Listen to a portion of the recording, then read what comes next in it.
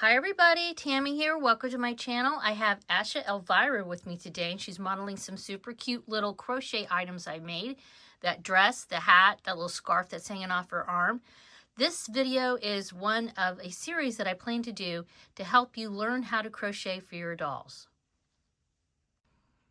Needless to say, there are all kinds of wonderful videos already out there on YouTube right now that show you how to crochet, but I will be focusing on the tricks and tips and just the basics specifically designed for crocheting for dolls.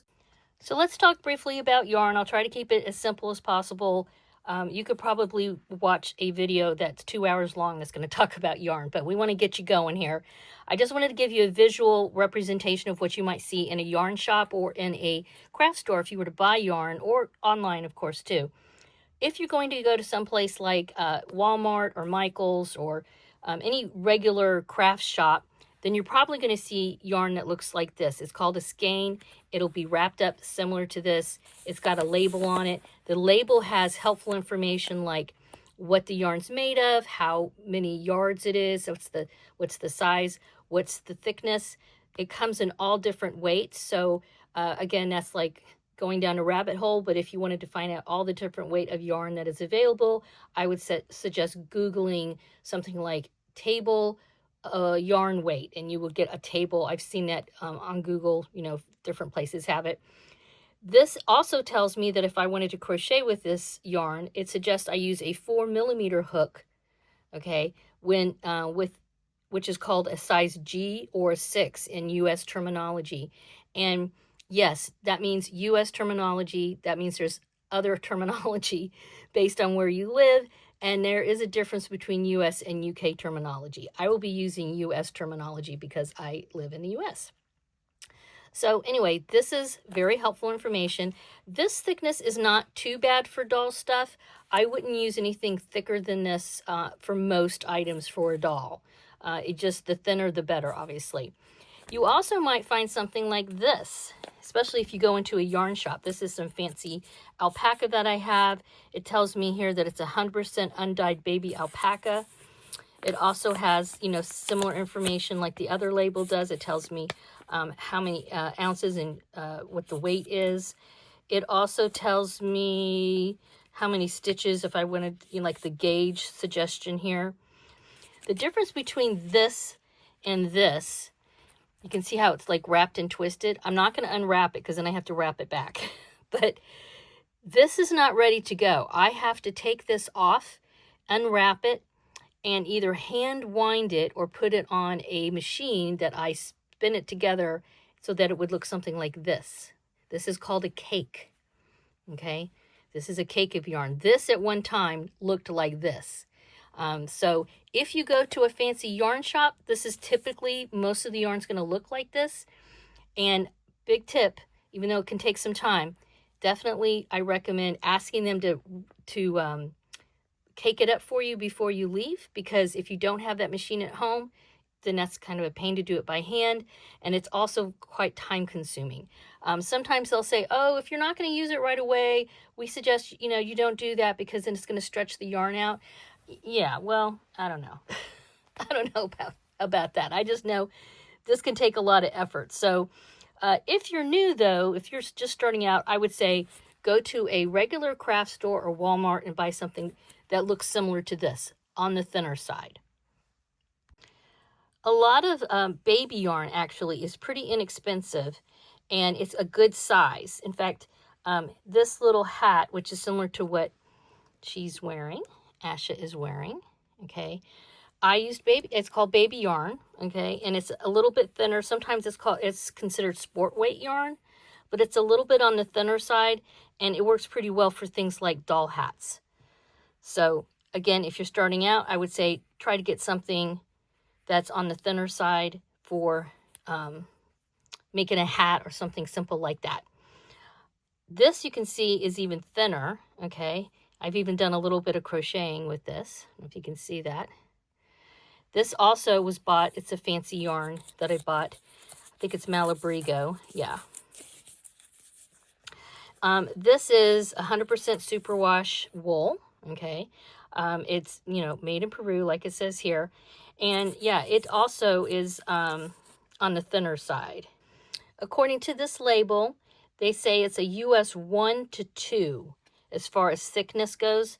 Sometimes this is called sock yarn because of the thickness is kind of on the thin side. Sometimes it will have a mix of wool and nylon as well. So just all different types of options. But if you're new and you're just going to work on stitching, you know, learning the basics of stitches, I would say something like baby yarn or something like a number 3 is a good way to start. You can always, once you get the stitching down and you get your gauge and you got a feel for it, then you can go and move on to, you know, thinner yarns like this, and you'll be a little bit more comfortable with that. All right, let's look at the crochet hooks. Obviously, you're going to need crochet hooks. And I have just an assortment here. Again, you know, I have quite a few crochet hooks. They're usually made out of different materials. Typically, you will find aluminum crochet hooks, again, at big box stores. Sometimes you can find bamboo crochet hooks, which I actually like sometimes as well. It just kind of depends on what I'm working on. If the yarn I have is super slippery, sometimes for me personally, I like the bamboo crochet hook because it doesn't slide as much. For me, the aluminum is much more slippery. And so it just kind of depends on your, you know, what you like to do. This one here is actually an aluminum crochet hook that's got a little plastic handle, supposed to be ergonomic for you.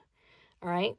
But again, if you're just starting out, I would say get a regular size, you know, get some baby yarn or something about this size, and then get a crochet hook, a regular aluminum crochet hook. I have found that actually Walmart tends to have the best prices of crochet hooks if you're in the US. And typically when I teach somebody in person how to do this, I start them off with an H, a size H hook. It is 5 millimeters. And I do that just because it seems to be the easiest one to use. Anything H, I, or J tends to be a fairly easy way to get started as far as, you know, feeling comfortable in your hand and that kind of thing. Obviously, when you start making, you know, smaller items, okay, you're going to need smaller hooks, okay. This one is a 3.5 millimeter hook here, and I've used this for quite a few doll items. But the smaller the hook and the thinner the yarn, the smaller your weave's going to be, okay? So you can see how small this is. But this is a hat, so it doesn't have to be super duper tiny, all right? But you'll see once you start making a few things, you'll see what I'm talking about as far as stitches go. But again, if you're starting out, I would say just get something like an H, I, or J hook and some basic yarn. Other little doodads that are handy, you don't need them right away, but you will at some point need them, I think. You need a darning needle, which is basically a needle with a big eye, okay? I've got a metal one here, but you can pick up a plastic one at most big box stores also very inexpensively. You need the darning needle because at some point, once you start crocheting something, you're going to have threads sticking out, and you got to weave it back in. And the way you do that is you put the tail of the thread onto the darning needle, and then you weave it back in through your stitches. Because when you're crocheting, you're actually weaving fabric. You're making fabric. So you will see there's all kinds of stitches in here that you can hide your tails in, okay? And then these are really handy. Again, not 100% necessary, but once you start actually making items, especially something like this, which is called crochet in the round, you have to start counting, okay? There's a certain number of stitches that you count, and then you go on to the next row before you count, and you move on and on and on. Well, you have to count what you're doing a lot of times. And this is handy because you can pop it on a stitch like this, and it's called a stitch marker, and it marks where you stopped. So this is really handy if you're like, okay, I have to do 25 single crochets, and then you count, but then somebody stops you in the middle of it, and you're like, oh, bummer, where was I at? So these are really handy. Again, very inexpensive. I like these the best for me. There's different versions of these, but these stay on. They're easy to put on. In a pinch, you can also use a big safety pin. These are kind of small to use, but a bigger safety pin is also something that you could use. Then, of course, no big surprise, you need a pair of scissors. So basically, that's what you need for the series that I'm doing. You want to have a darning needle, your choice of crochet hook. I suggest an H, I, or J. Some stitch markers, a pair of scissors, and your choice of yarn. To begin with, I'm going to have some videos where I just show you how to do the stitches, and I'll be using fairly thick yarn for that. And I recommend, if you're totally new to this and this is the first time, don't start with something super tiny. This will drive you crazy, okay? Start with something that's like a size 3 or even a size 4. That would be a good place to start. And like I said, an H, I, or J hook.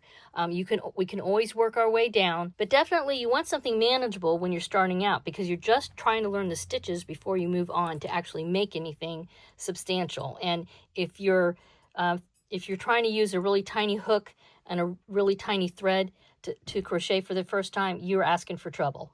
Okay? All right, guys, thank you so much for stopping by. I hope you're going to enjoy this series. As usual, please give this a thumbs up, subscribe if you haven't already, post any questions you have or any requests you have in the comments down below. Have a wonderful Dolly Day. Bye-bye.